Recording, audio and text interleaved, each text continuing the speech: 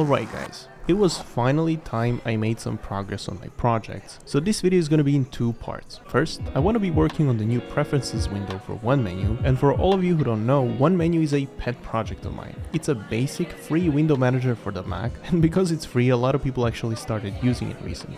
And in the other part of the vlog, I'm actually going to be working on a game that I started fiddling with in my free time using Three.js and some physics, so I'll tell you about that later. With OneMenu, there have been quite a few feature requests, and I want to start addressing them one by one. For this to happen, I need to improve the settings page UI because there's going to be a growing number of options there. Right now, the settings are persisted in app storage, and they're later consumed by, for example, the window manager or the automatic updater. But just now I actually noticed that I'm doing something funky with the window spacing configuration, so I want to quickly fix that first. It was a relatively easygoing day at work today, so I've got a lot of energy left, and I'm gonna get down to coding.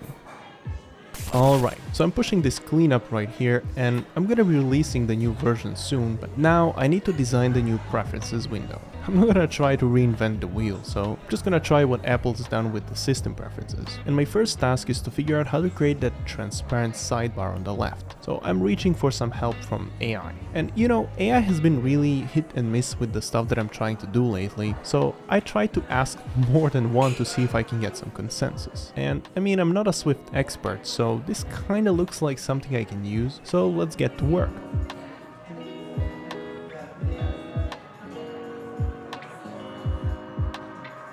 I must say, sometimes I'm quite puzzled by the error messages that I get from Xcode. Have you guys seen this one? I mean, it's quite cryptic. So I spent some more time trying to figure this one out. Let me know in the comments if you guys know why this is happening. And I did get it to build at the end, but the preferences window was now completely broken. So I tried hard coding the window size to see if that will help, and it didn't work, of course. But after reading the documentation for a moment and putting my navigation view inside a horizontal stack view, I got something that remotely resembles what I'm going for.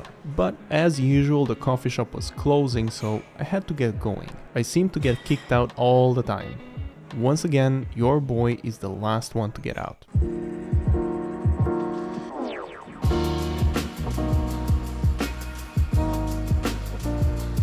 And while I'm getting home, a quick word from our sponsor, Squarespace. This is my website, and here I put together a page for OneMenu. Squarespace is a very convenient way to quickly set up a website for your projects. They also have analytics, and you can decide whether or not you want to use cookies, which is quite a nice feature. Still, you get to see what platforms your visitors are using the most, and that's quite helpful when you're making product decisions. If you have a side project you want to showcase, it's very convenient to use a website builder because your time is better spent adding new features or talking to your customers than writing HTML by hand. So check out the link in the description for 10% off of Squarespace. Alright, when I got home, I was quite hungry actually, so I decided to make a quick oatmeal.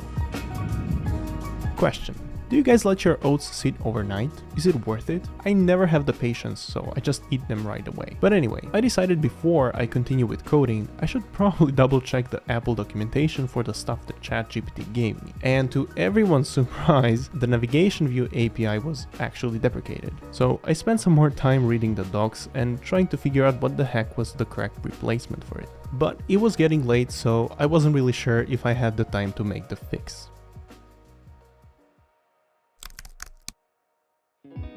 I had quite a busy week at work actually. Some workshops and corpo presentations that I don't particularly enjoy, but hey, the food was great. So today I replaced the navigation view with the new navigation split view, and right now I'm coding up a cleaner UI for all the settings. And I'm kind of getting the hang of Swift now. And with my own little components and custom views, it actually feels quite nice. It's funny how actually in macOS 13, Apple decided to fix the way we register apps to launch and start, which allows for some much cleaner code. But okay, let me show you what the finished app looks like. So here's the new preferences window, and while I was there, I added a setting for how the shift key behaves, as requested by many people. But alright, now I actually want to show you something else. Recently, I started getting into game dev, and I modeled this little car in Blender to get started. And I've been playing around with Three.js, creating a basic scene, loading models, adding objects, you know, that kind of stuff. And here's what I have for now. It's a car with one wheel. Now, let me enable the debug wireframe mode to show you how the physics works for the suspension. I'm really proud of it. It actually has a simplified version of the double wishbone suspension. And this creates this very satisfying bouncy behavior. But no devlog would be complete without some funny failed attempts, so let me show you some of those. This is the first one that looked like a spring with a shock absorber, but it wasn't really without its problems. Anyhow, now I actually want to extract the logic for creating one wheel and make all 4. So let's actually do some coding.